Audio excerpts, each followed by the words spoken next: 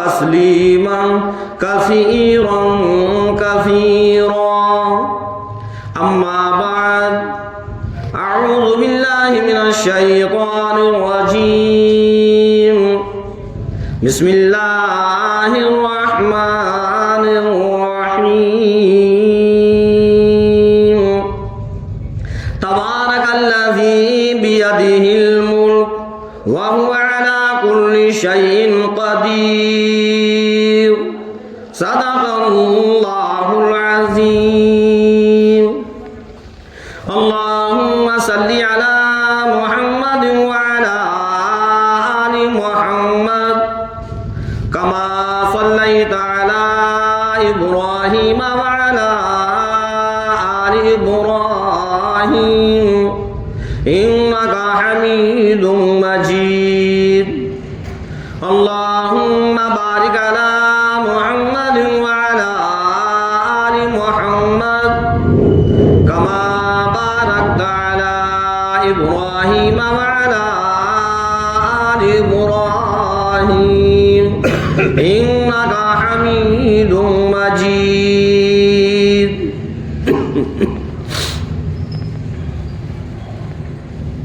मोहतरम हजरात, सामईन इकराम, अजीज साथियों,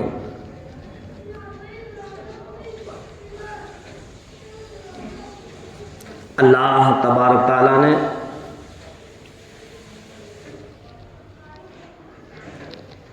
इस इंसान के अंदर दो चीज़ों को रखा। एक इंसान का जिस्म है और एक इंसान की रूह है।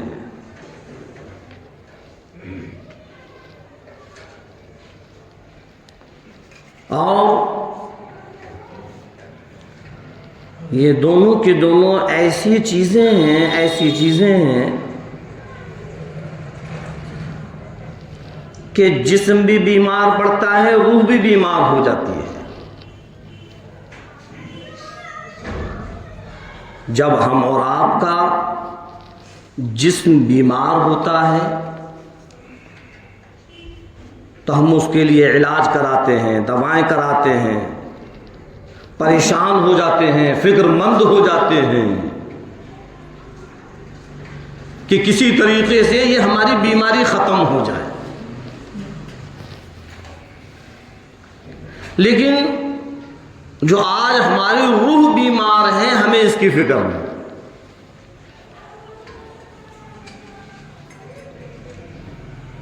रूह की बीमारी क्या है कि ये रूह अल्लाह की फर्मा बरदारी के मुताबिक चलना थी। आज किस कदर गफलत है हम और आप सब जानते हैं।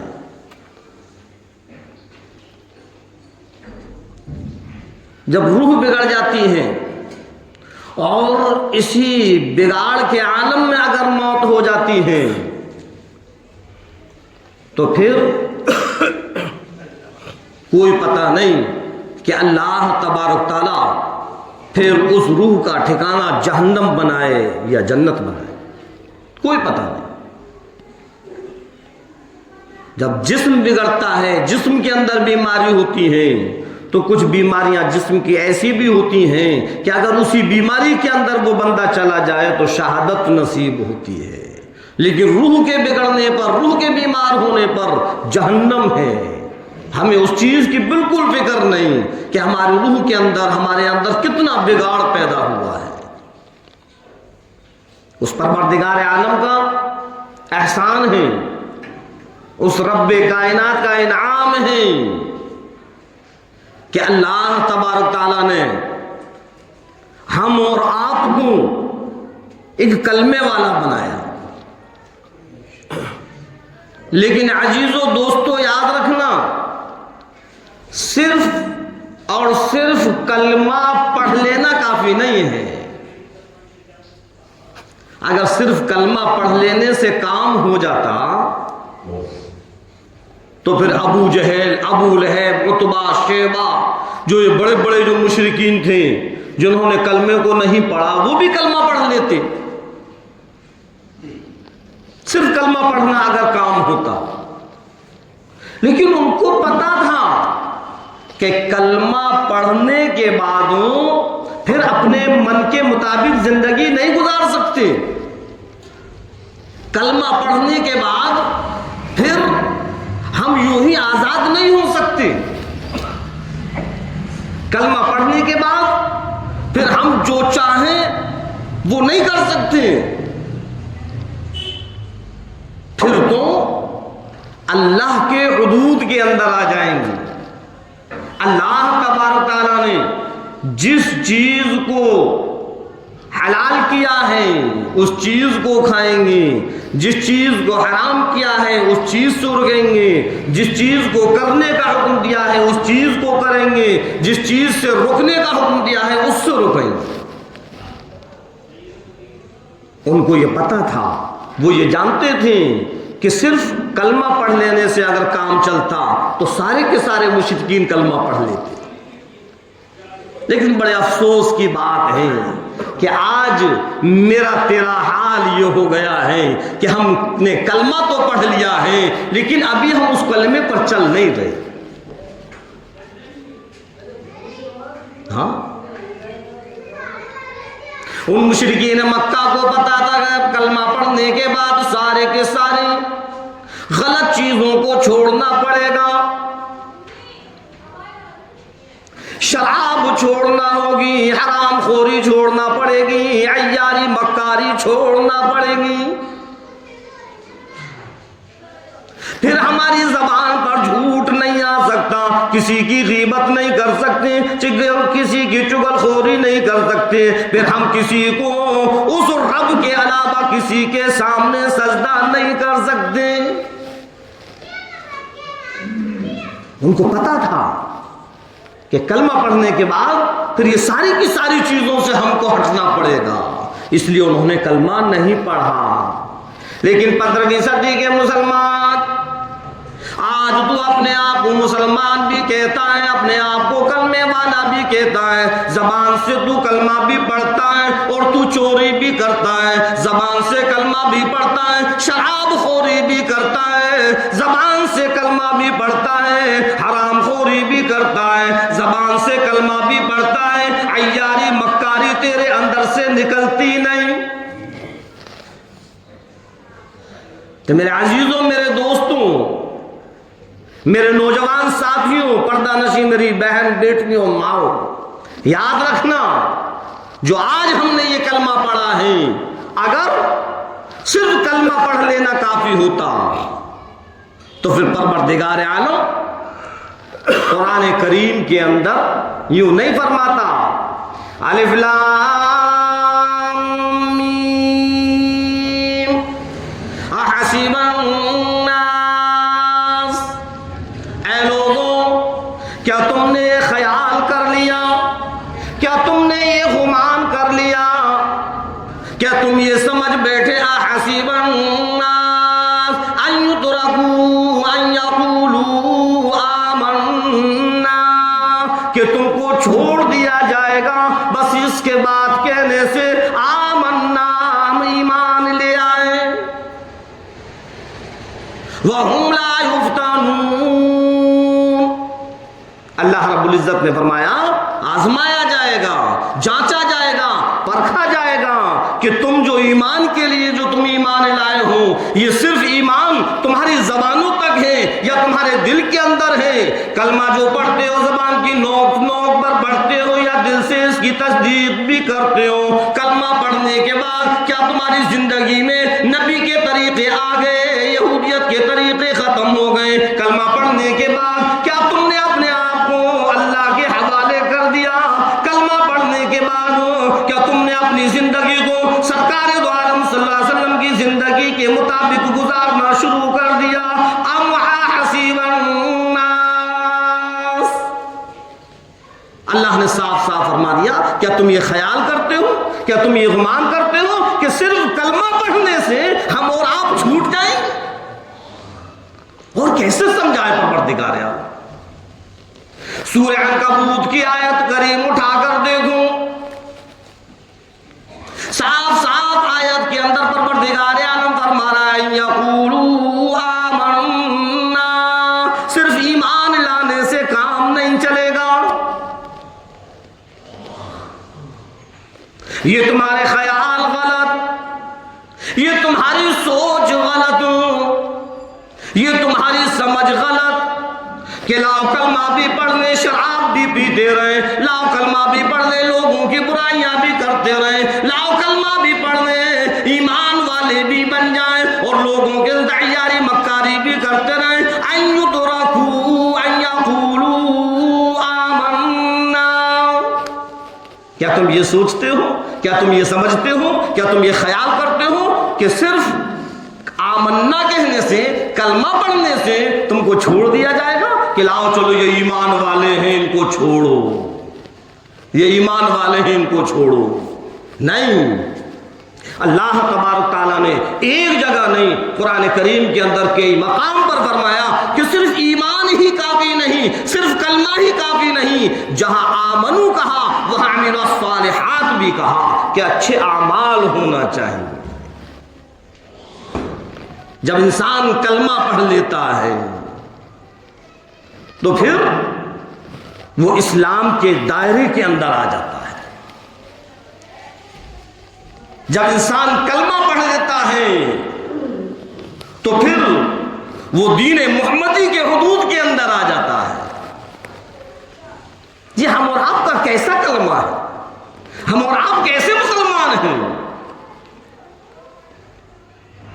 कि कुरान करीम जो कह रहा है आज वही चीजें हमारे अंदर मौजूद है कि आज सिर्फ हमारा ईमान और हमारा कलमा सिर्फ जबान की नोक से है, दिल के अंदर अभी नहीं उतरा।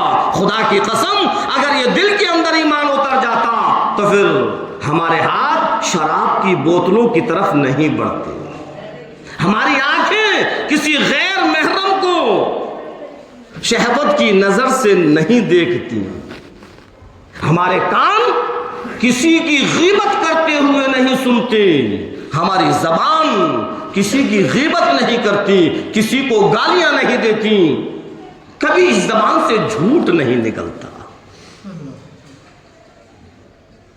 लेकिन आज हम और आप मुतमईन होकर बैठ गए कि हम तो मुसलमान हैं, हम तो मुसलमान हैं। मुसलमान सिर्फ नाम रखने से मुसलमान नहीं होता। क्या हम अपने आप को मुसलमान कहते रहें और सब वो काम जिससे अल्लाह और उसके नबी नाराज हों उन कामों को करते रहें, फिर कैसे मुसलमान? इरशाद फरमाया परवरदिगार आलम ने अय्युतरफू अय्यक़ूलू आमन्ना व हुम ला युफ्तनून। ये तुम्हारा ख्याल गलत है, ये तुम्हारी सोच गलत है कि सिर्फ आमन्ना कहने से, ईमान वाला कहने से तुम छोड़ दिए जाओगे। अल्लाह रब्बुल इज्जत मीज़ान आमाल लगाएगा और फिर हमारे नामे आमालों को तोला जाएगा और उसके मुताबिक फैसला होगा कि हमें जन्नत मिलेगी या जहन्नम मिलेगी। सिर्फ ईमान लाना काफी नहीं है, अल्लाह आजमाता है कि लाओ अब इन्होंने ईमान को तो कबूल कर लिया है, ये अपने आप को मोमिन कहते हैं, मुसलमान कहते हैं, लाओ देखें तो सही क्या इनके दिल में मेरे नबी की मोहब्बत है, क्या इनकी जिंदगी में मेरे नबी के तरीके हैं, क्या ये मेरी इताअत करते हैं, क्या ये उन चीजों से रुकते हैं जिससे मैंने इनको रोका, या यूं ही खुराफात करते रहते हैं। वहुम ला युफ्तनून, अल्लाह इम्तिहान लेता है, अल्लाह देखना चाहता है, अल्लाह परखना चाहता है। और यूं फरमाया परवरदिगार आलम ने, लोगों ये मत समझना कि सिर्फ तुम्हारे लिए है, नहीं। वलक़द फ़तन्नल्लज़ीना मिन क़ब्लिहिम, तुमसे पहले जितने भी आए हमने उनको भी आजमाया। फलयअलमन्नल्लज़ीना सद्दू वलयअलमन्नल काज़िबीन, ताकि जान ले परवरदिगार आलम कौन सच बोलता है और कौन झूठ। और कैसे समझा परवरदिगार, सारी चीजें तो कुरान करीम ने सामने खोलकर रख दी कि अल्लाह तुमको यह देखना चाहता है कि तुम अपने कौल में सच्चे हो या झूठे हो। ये तुमने जो कलमा पढ़ा है, जो तुम अपने आप को मोमिन कहते हो, ये तुम सच कहते हो या झूठ बोलते हो। और हकीकत ये है, इस टाइम जो हम कलमे वाले अपने आप को समझ रहे हैं, अपने आप को जो मुसलमान समझ रहे हैं, और फिर हमारी जिंदगियों में वो अमाल नहीं जो ईमान वालों के होते हैं, तो फिर हम कहां सच बोल रहे हैं? फिर तो हम अपने आप को झूठ बोल रहे हैं। अल्लाह रब्बुल इज्जत ने फरमा दिया है, मत समझना कि तुम छोड़ दिए जाओगे। अल्लाह तो आलिमुल गैब है, अल्लाह दिलों के हालात को जानता है, अल्लाह को जर्रे जर्रे का इल्म है, उसको सब पता है। अल्लाह रब्बुल इज्जत इम्तिहान लेता है।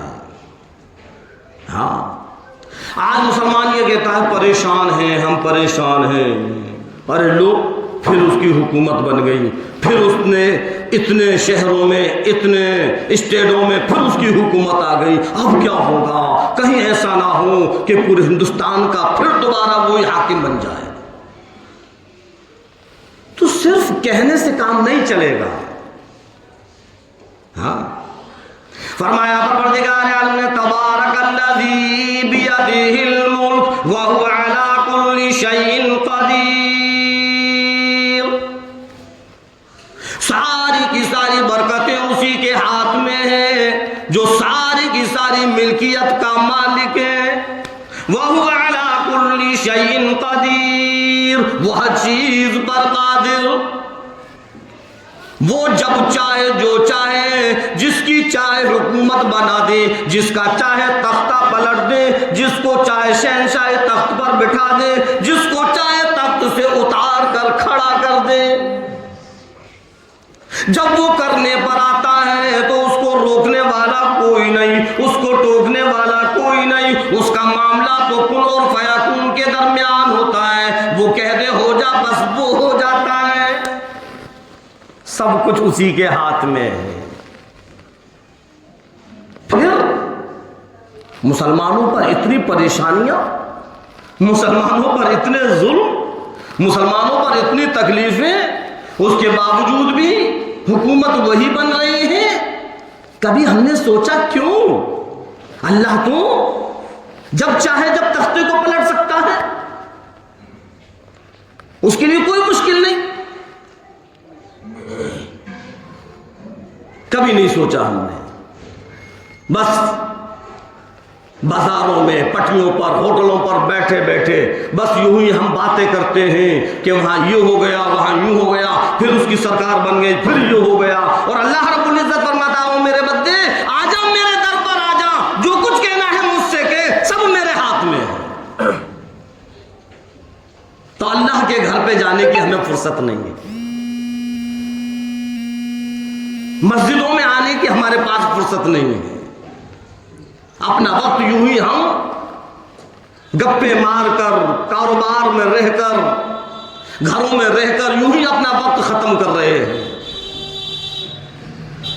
फरमाया परवरदिगार आलम ने, व हुवा अला कुल्लि शैइन क़दीर। क्यों भूल जाता है उस परवरदिगार आलम को जो हर चीज पर कादिर है। इरशाद फरमाया मदनी करीम सल्लल्लाहु अलैहि वसल्लम ने कि जब बंदा अपने रब से दुआएं करता है, बंदा जब अपने रब के सामने इल्तिजा करता है, बंदा जब अपने रब के सामने अपनी फरियाद करता है, अल्लाह तबारक तआला उसकी फरियादों को, उसकी इल्तिजाओं को, उसकी दुआओं को, उसकी तमन्नाओं को, उसकी आरज़ुओं को सुनता है और कबूल करता है। 15वीं सदी के मुसलमान, होश में आ जा, होश में आ जा।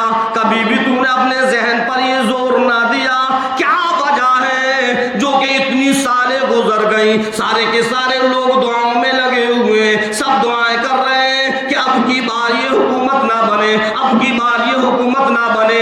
आखिर क्या वजह है, हुकूमत फिर वही बनती है। और इधर सरकार क्या फरमा रहे हैं कि अल्लाह अपने बंदों की दुआओं को रद्द नहीं करता। आज जमीन के ऊपर कोई मुसलमान हिंदुस्तान में ऐसा है जो ये ना कहता हो कि ये हुकूमत ना बने। सब यही कहते हैं कि अब की बार हुकूमत ना बने, अब की बार हुकूमत ना बने। और अल्लाह कहता है कि तुम कहो तुम्हारी नहीं मानूंगा, जो मैं करूंगा वो जो मैं चाहूंगा।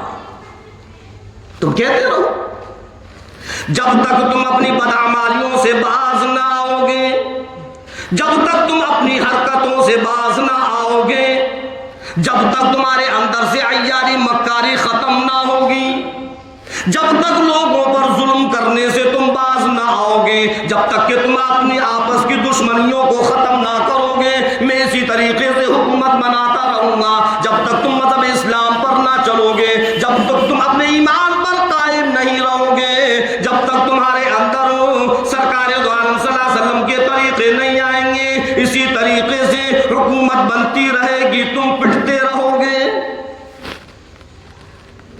अजी समझ में आई बात? ये हमारी बदअमालियां हैं,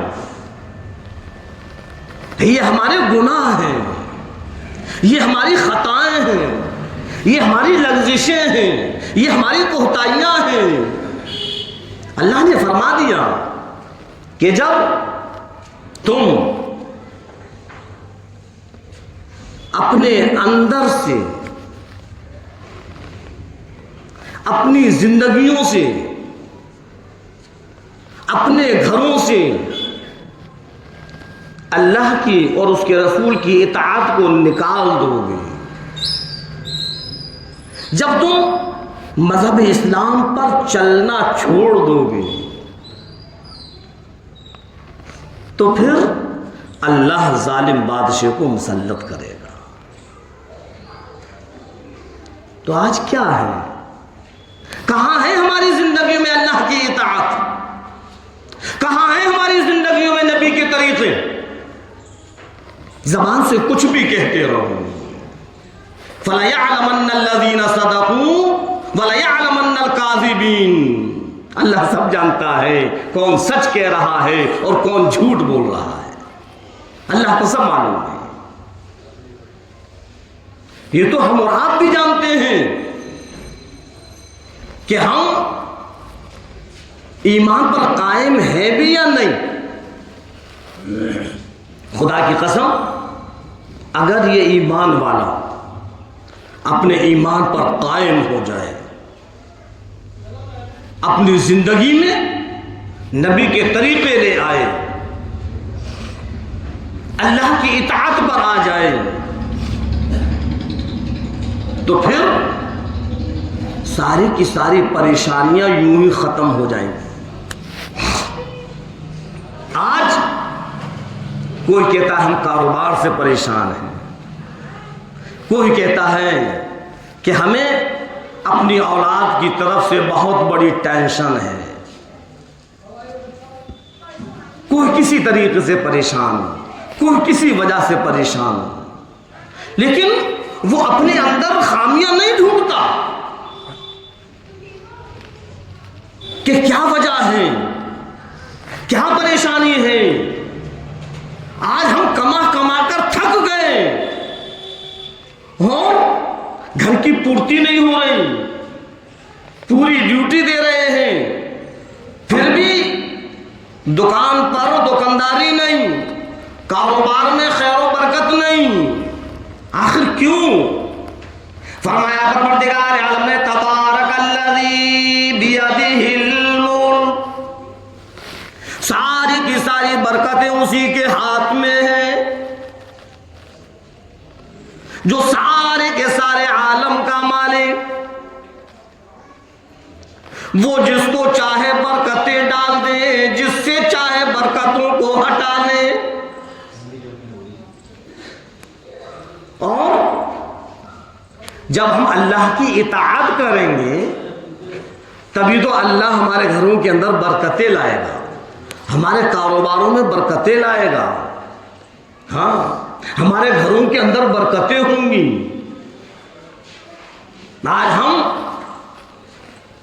किसी की नहीं सुनते, बस अपने आप जो हमारे दिमाग में आया, जो हमारे मन ने कहा, बस हम उसको करने लगे। कभी हम ये नहीं सोचते कि ये जो हम काम करने जा रहे हैं, कुरान हमें इस चीज की इजाजत देता है या नहीं, नबी के फरमान हमको इस चीज की इजाजत देते हैं या नहीं, अल्लाह का कलाम हमको इस चीज की इजाजत देता है या नहीं, कभी नहीं सोचते। सब कुछ हमने दुनिया को समझ लिया है। रात और दिन हम दुनिया के कमाने में, दुनिया की दौलत को इकट्ठा करने में लगे हुए हैं, चाहे वो किसी भी तरीके से आए, हराम तरीके से आए या हलाल तरीके से आए। क्यों? इसलिए कि हमने सब कुछ दुनिया को समझ लिया है। और जो नबी के दीवाने थे, जो नबी के परवाने थे, जो सहाबा किराम थे, उन्होंने कभी भी दौलत को अहमियत नहीं दी, कभी नहीं दी। वो अगर दौलतमंद थे भी तो अपनी सारी की सारी दौलत को गरीबों में, मिस्कीनों में, मोहताजों में अल्लाह के हुक्मों को पूरा करने में लगाया करते थे। कभी दुनिया के पीछे नहीं भागे। और आज हम और आपका हाल ये है कि दुनिया को समेटने के चक्कर में हम ये भी भूल गए कि अल्लाह की इताअत क्या है, नबी की इताअत क्या है, नबी का तरीका क्या है, हलाल क्या है, हराम क्या है, सब भूल गए। बस जो हमारे दिल में आ रहा है बस हम कर रहे हैं। तो फिर कैसे हमारे अंदर खुशहाली आएगी? याद रखना, अल्लाह को नाराज कर कर, अल्लाह के नबी को नाराज कर कर अगर हम अपने अंदर खुशहाली ढूंढें तो नहीं आ सकती। यूं ही परेशानियां आती रहेंगी, यूं ही परेशानियां आती रहेंगी जब तक कि हम अपने बुरे अमाल करने से बाज नहीं आएंगे। सिर्फ ईमान लाना ही काफी नहीं है, ये मैं नहीं कह रहा, अल्लाह रब्बुल इज्जत फरमा रहा है, अन युतरकू अन यकूलू आमन्ना अहसिबन नास अन युतरकू अन यकूलू आमन्ना। है लोगों, क्या तुम ये ख्याल करते हो कि बस तुमने कह दिया कि हाँ हम ईमान वाले हैं तो बस छोड़ दिए जाओगे? वहुम ला युफ्तनून, नहीं, बल्कि अल्लाह तुमको परखेगा कि अगर तुम ईमान वाले हो तो लाओ जरा देखे तो सही, ये तुम्हारा ईमान सिर्फ ऊपर ही ऊपर है या अंदर भी उतरा हुआ है। अगर तुम ईमान वाले हो तो लाओ देखे तो सही कि नबी की मोहब्बत तुम्हारे अंदर है या नहीं, नबी के फरमान पर चलते हो या नहीं चलते, अल्लाह की इताअत करते हो या नहीं करते। अल्लाह सब परखेगा। सिर्फ कहना काफी नहीं है, नहीं, हम इस ख्याल में ना रहें, हम इस वहम गुमान में ना रहें कि हम तो बस मुसलमान हैं, हम तो बस मुसलमान हैं। और मुसलमान का मददगार अल्लाह होता है, मुसलमान का मददगार अल्लाह होता है, तो बस हमारा तो अल्लाह मददगार है। लेकिन मेरे अजीजों, आगे कुरान क्या कह रहा है इसको भी तो सुनो कि आमन्ना कहने से मुसलमान नहीं होता। पहले जो कलमा पढ़ा है इस कलमे को अपने अंदर उतारो और वो सारे की सारी बेहुदा चीजों को, वो सारे की सारी गलत चीजों को, सारी की सारी हराम चीजों को अपने अंदर से निकाल कर फेंक दो और फिर अपनी पूरी जिंदगी को अल्लाह की इताअत में लगाओ। तब फिर ये समझना कि अल्लाह मददगार है। आज हम कहते नहीं है, अरे भाई मुसलमानों पर इतना जुल्म हो रहा है, अल्लाह की मदद समझ में नहीं आती कहां आ रही है। तो अभी मुसलमान हम हैं कहां? ये मत कहना कि मिंबर पर बैठकर मौलाना हाशिम ने कहा कि मुसलमान नहीं। अल्लाह रब्बुल इज्जत फरमा रहा है, कुरान की आयत को पढ़ो। अहसीबन नास अन युतरकू अन यक़ूलू आमन्ना। सिर्फ जबान से कलमा पढ़ने से काम नहीं चलता जब तक के कलमे को दिल के अंदर ना उतारा जाए। अगर तुम मुसलमान होते तो फिर शराब की तरफ हाथ ना बढ़ाते। उस वक्त को याद करो, उस जमात को याद करो, वो सहाबा कराम की जमात, वो अल्लाह के दीवाने, वो अल्लाह के नबी के दीवाने, अल्लाह के नबी के मस्ताने। जब अल्लाह तबारक तआला ने शराब को हराम किया तो एकदम सारे के सारे सहाबाओं ने शराब को उलटना शुरू कर दिया। और लिखा हुआ है कि मदीने की गलियों के अंदर जिधर नजर डालो नालियों के अंदर शराब ही शराब नजर आती थी। ऐसा नहीं था कि लाओ मुसलमानों पर शराब हराम हुई है, अब यहूदी है नसारा है, हम इस शराब को बेचकर और उन यहूदी नसाराओं को बेचकर अपनी रकम सीधी कर ले। नहीं, ये भी गवाना नहीं हुआ। अल्लाह ने हराम कर दी तो हराम कर दी, अब हमारा इससे कोई वास्ता नहीं। लेकिन आज मुसलमान क्या बाज आ रहा है शराब पीने से? उलमा समझा रहे हैं, मुफ्तियान इकराम समझा रहे हैं, रात और दिन हमें समझाया जा रहा है, लेकिन नहीं, हम ना उलमाओं की मानेंगे ना मुफ्तियों की मानेंगे, हम तो अपने मन की मानेंगे। जब सूद और ब्याज अल्लाह ने हराम किया तो आप सल्लल्लाहु अलैहि वसल्लम के जो चचा थे तो उनका भी पहले, क्योंकि हराम नहीं था ये सूद और ब्याज का काम, तो वो भी इस काम को किया करते थे। जब अल्लाह ने हराम कर दिया, आप सल्लल्लाहु अलैहि वसल्लम ने सारे के सारे लोगों को बुलाया और कहा कि आज के बाद जो मेरे चचा पर जिसका पैसा सूद का है वो सब मैंने माफ किया। अब जो दीन के मुखालिफीन थे, दीन के दुश्मन थे, जो मुशरिकीन थे, वो आए और आप सल्लल्लाहु अलैहि वसल्लम के चचा से कहा कि आपका तो बहुत भारी नुकसान हो गया, आपका तो बहुत भारी नुकसान हो गया। कि क्या हो गया? कि आपके भतीजे ने इतनी लंबी चौड़ी रकम को खत्म कर दिया। आपके चचा ने आवाज लगाई, लोगों को इकट्ठा किया और कहने लगे, ऐ लोगों आओ कान खोल कर सुन लो, मेरे भतीजे ने तो सिर्फ सूद माफ किया, मैं असल भी माफ करता हूं। ऐसे मानने वाले थे वो कि बस सरकार की जबान से जो लफ्ज निकले फौरन अपनी जिंदगी में ले आए, ऐसे मानने वाले थे। और आज हम अपने आप को मुसलमान कहते हैं, शर्म आनी चाहिए मुसलमान कहने पर। मुसलमान जैसे कोई काम तेरे अंदर है, शराब के ठेकों पर तू खड़ा हुआ है, सूद और ब्याज का जो बाजार है उसमें तू खड़ा हुआ है, चोरी डकैती में तू मौजूद है, अय्यारी मक्कारी में तू मौजूद है, शराबखोरी में तू मौजूद है, जिनाकारी में तू मौजूद है। कौन सा ऐसा प्लेटफॉर्म है जहां मुसलमान ना हो? और फिर उसके बाद कहता है अल्लाह हमारी सुनता ही नहीं, अल्लाह हमारी सुनता ही नहीं। अरे अल्लाह के बनकर तो रहो, अल्लाह ना सुने तब कहना। अभी हम अल्लाह के कहां बने हैं? यक़ूलु आमन्ना, सिर्फ ये कह देना कि हम ईमान ले आए। अल्लाह ने फरमाया नहीं, ये कहकर तुम नहीं छूट सकते।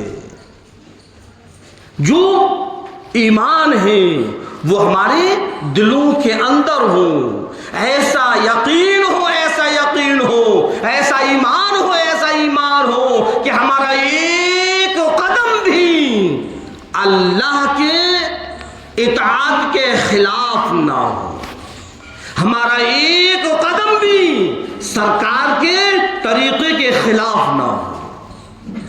तभी तो आएगी अल्लाह की मदद।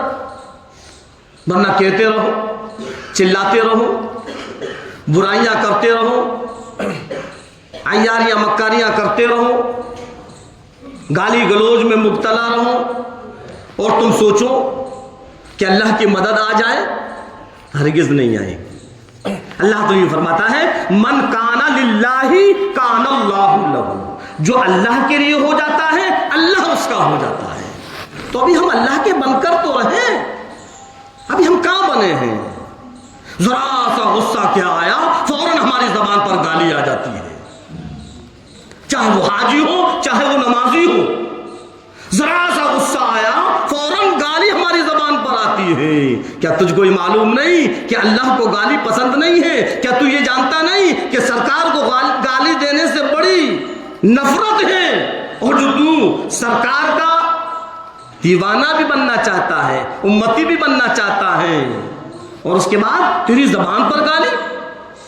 कैसा मुसलमान है? कैसी मोहब्बत करने वाला है? आज मैंने बताया नहीं कि एक जिस्म होता है और एक रूह होती है। जिस्म के अंदर बिगाड़ पैदा होता है, बीमारियां आती हैं, इसी तरीके से रूह बिगड़ जाती है। तो आज हमारी सारी की सारी रूह के अंदर बिगाड़ है। अगर हम इसकी फिक्र ना करेंगे, अब जिस्म की बीमारी होती है, जिस्म के अंदर जो बिगाड़ होता है, तो उसके लिए डॉक्टर हैं, हकीम हैं, तबीब हैं, इलाज है, दवाएं हैं। लेकिन जो रूह बीमार होती है तो वो कहाँ जाना पड़ेगा? उलमाए किराम हैं, मुफ्तियान इज़ाम हैं, कुरान करीम है, सरकार दो आलम सल्लल्लाहु अलैहि वसल्लम की हदीस पाक है। हम उनको सुने, हम उनको समझें। लेकिन आज बड़े शर्माने की बात है, बड़े अफसोस के साथ मुझको ये कहना पड़ रहा है कि वैसे तो हम ये कहते हैं कि अजी कुरान से बड़ी मोहब्बत है, नबी के फरमानों से बड़ी मोहब्बत है, लेकिन जब कहीं कुरान करीम पढ़ा जा रहा हो, कहीं कुरान की तफसीर हो रही हो, कहीं कुरान का तर्जमा हो रहा हो, तो हमारे पास इतना वक्त नहीं कि 10, 15, 20 मिनट बैठकर हम उसको सुन लें। यूं ही नमाज पढ़ी और निकल गए। अल्लाह का एहसान है, उस परवरदिगार आलम का इनाम है। बड़े खुशनसीब हैं वो लोग जिनको कुरान करीम की तफसीर सुनने का मौका मिल रहा है। और हम ऐसी महफिल से, ऐसी मजलिस से जहां कुरान की तफसीर हो रही हो, जहां कुरान करीम का तर्जमा हो रहा हो, और हम वहां मौजूद हो और हमें पता है कि अब कुरान करीम की तफसीर होगी, बस नमाज पढ़े और निकल गए, तो कैसी मोहब्बत है कुरान से? अब अगर हम ये कहें कि ये हमारे तो समझ में नहीं आता, अल्लाह रब्बुल इज्जत फरमाते हो मेरे बंदे कुरान करीम को सुनता है तब भी मैं सवाब देता हूं, पढ़ता है तब भी सवाब देता हूं, देखता है तब भी सवाब देता हूं। और शहादत कौन दे रहा है? सरकार दो आलम सल्लल्लाहु अलैहि वसल्लम।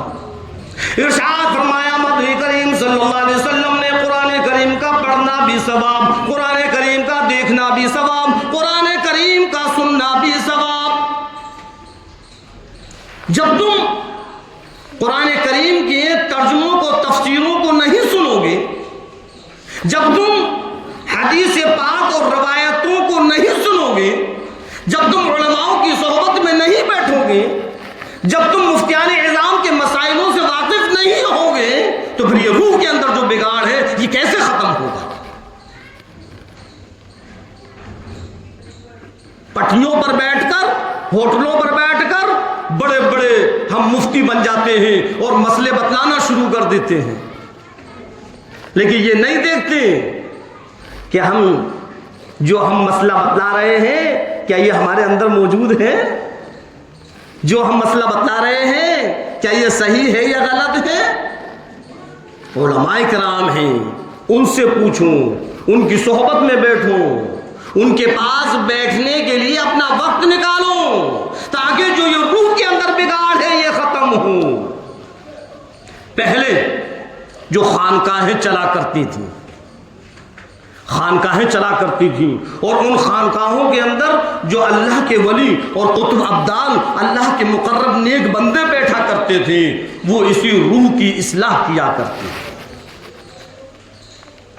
आज कभी हमने सोचा कि लाओ कोई ऐसी हस्ती जो नेक हो, मुत्तकी हो, अब्दाल हो, अल्लाह के मुकर्रब बंदे हो, लाओ हम अपना सिलसिला उनसे जोड़े, उनसे बैत हो जाए, उनके मुरीद हो जाए। कोई ऐसा शेख ढूंढे जो हमारी रूह के अंदर जो बिगाड़ है उस रूह को सही करे, उसकी इस्लाह करे।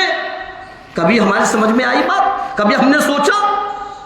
नहीं, क्योंकि हमें इस चीज की परवाह नहीं, हम जानते ही नहीं, और जानेंगे तो जबकि हम सुनेंगे।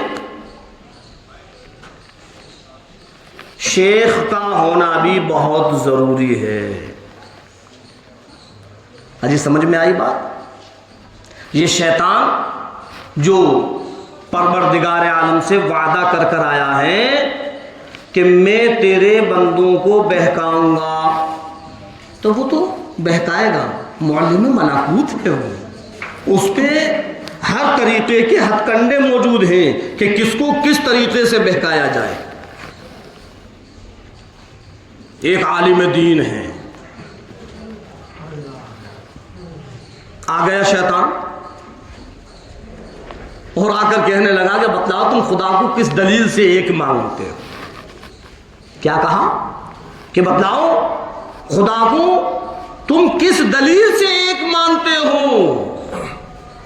आलिम दीन है, उन्होंने दलील दी, उसने उस दलील को काट दिया, फिर दलील दी, फिर काट दिया, फिर दलील दी, फिर काट दिया, क्योंकि वो भी मौलिम मलाकूत है, वो फरिश्तों को तालीम दिया करता था। 99 दलीलें दी और उसने 99 काट दिया। उनके शेख हैं, उनके पीर हैं, उनको अल्लाह तबारक तआला ने दिल के अंदर इल्हाम पैदा किया। जो अल्लाह के नेक बंदे होते हैं उनके दिलों के अंदर इल्हाम होता है, उनको कश्फ होता है, और वो समझ गए हो फुला फुला जगह आज मेरा मुरीद शैतान के शिकंजे में है और शैतान उलझाने की कोशिश कर रहा है। वुजू करने के लिए जा रहे थे, उन्होंने उस पानी को अपनी चुल्लू में लिया और जिस सिमत में उनका घर था उसी तरफ उस चुल्ली को पानी को फेंका और कहा, क्यों नहीं कहता कि मैं बगैर दलील के खुदा को एक मानता हूं? खुदा की कसम लिखा हुआ है कि ऐसा लगा उनको कि वो पानी के छींटे सीने पर लगे और वो आवाज़ कानों में आई और फिर उन्होंने कहा कि मैं बगैर दलील के खुदा को एक मानता हूँ। शैतान कहने लगा, अच्छा बच गया, आज तेरे पीर ने, तेरे शेख ने तुझको बचा दिया। तो वो आलिम दीन थे, कहने लगे, अच्छा जाते जाते अब भी तू डंक मार रहा है, मेरे पीर ने नहीं, मुझको मेरे रब ने बचाया है। अगर उस वक्त उनकी ज़बान से ये निकल जाता कि हाँ मेरे पीर ने बचाया, तब भी गुमराह हो जाते, शिर्क हो जाता, क्योंकि बचाने वाला रब है, कोई और नहीं। तो इसलिए अपनी रूह की इस्लाह करने के लिए हमें जो शेख हैं, जो मुत्तकी हैं, जो अब्दाल हैं, जो वली हैं, अल्लाह के मुकर्रब बंदे हैं, उनसे अपना सिलसिला जोड़ना चाहिए, उनसे मुरीद होना चाहिए, उनसे बैत होना चाहिए, ताकि हमारी रूह की इस्लाह हो। और हमारे मोहल्ले के अंदर, हमारे शहरों के अंदर जो हमारे उलमाए किराम हैं, अभी हम जानते नहीं कि उलमाए किराम क्या हैं। अभी हमने उलमाए कलाम को समझा नहीं है। अरे समझने के लिए क्या ये काफी नहीं है? अल उलमा वरसतुल अंबिया, कि जो नबियों के वारिस हों उनका मर्तबा क्या होगा? अल्लाह माफ करे, अल्लाह माफ करे। बड़े बदनसीब हैं वो लोग और बड़े नालायक हैं वो लोग जो उलमाओं को बुरा भला कहते हैं, उलमाओं को गालियां देते हैं, उलमाओं के साथ बदतमीजियां करते हैं। उलमा होते हैं, वो अंबियाओं के वारिस हैं। अल्लाह तबारक तआला ने उनके अंदर हदीस नबवी को रखा है। अल्लाह तबारक तआला ने कुरान करीम की तफसीर को रखा है। अल्लाह तबारक तआला ने कुरान करीम के तर्जुमे को, उसके मतलब को, उसके माने को रखा है। उनका मकाम क्या होगा? आज हम जरा सी हमने कोई ऐसी चीज देखी और हमने उन आलिम को देखा, वो ऐसे हैं, वो यूं करते हैं। क्यों? आलिम इंसान नहीं है क्या? वो फरिश्ता है? आलिम तो आलिम है। अगर उसके अंदर कुछ कमियां हैं, अगर उससे कुछ भूले भटके कोई गलती हो गई, रो धोकर वो अपनी तौबाएं कर कर अल्लाह से माफी तलाफी कर कर अपने आप को पाक और साफ कर लेगा। लेकिन ए बुराइयां करने वालों, गीबतें करने वालों, कान खोल कर सुन लो, तुम्हारा क्या हाल होगा जो तुम उलमाओं की बुराइयां करते हो, गीबतें करते हो। अपने गिरेबानों में झांको कि हम क्या कर रहे हैं। बहरहाल तो बतला रहा था कि जो हमने कलमा पढ़ा है, हम इस कलमे पर जमे। जो हम अपने आप को कहते हैं कि हम मुसलमान हैं, हम ईमान वाले हैं, तो ईमान हमारे दिल के अंदर होना चाहिए। हमें ऐसा यकीन हो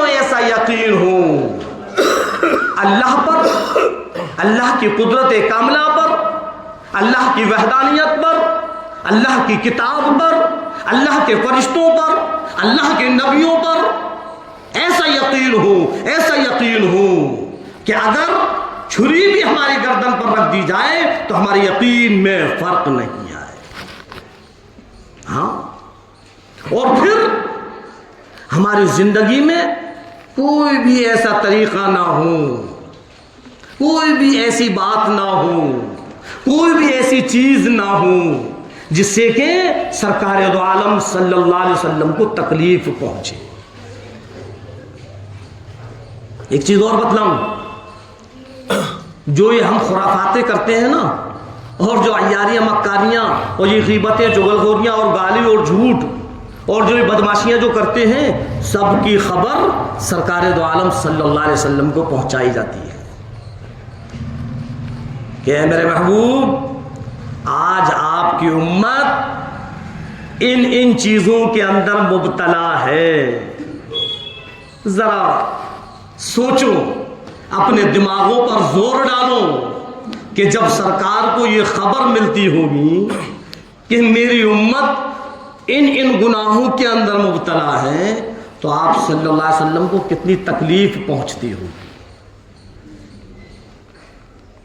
और जब आप सल्लल्लाहु अलैहि वसल्लम को तकलीफ पहुंचे और जिसकी तरफ से सरकार को तकलीफ पहुंच जाए और वो ये सोचे कि मैं खुशहाल हो जाऊं, हो सकता है वो? हरगिज़ नहीं। तो हम उन सारी की सारी चीज़ों से, उन सारी की सारी बातों से, हम उन सारे के सारे कामों से तौबा करें जो अल्लाह के और अल्लाह के रसूल की नाराज़गी का सबब हो, और अल्लाह का एहसान और उसका फजल समझकर हम इस ईमान पर जमे रहें जो अल्लाह तबारक तआला ने हमको ईमान दिया है। ईमान वाला होता है। अब जब अल्लाह ने ईमान वाला बनाया है तो कोई काम बेईमानी का मत करो, फिर ईमानदारी से करो। कहते नहीं है तू बड़ा बेईमान हो गया, कभी कभी कहते नहीं अरे तू इतना बड़ा बेईमान हो गया। कभी हमने समझा कि वो क्या कह रहा है, यानी तू इन हरकतों को कर रहा है जिससे ईमान को कोई वास्ता नहीं, तू बेईमान हो गया। लेकिन हम समझ नहीं रहे। एक शख्स किसी शहर में, अमेरिका हो या कोई और मुल्क हो, किसी अंग्रेज के यहां वो काम किया करता था।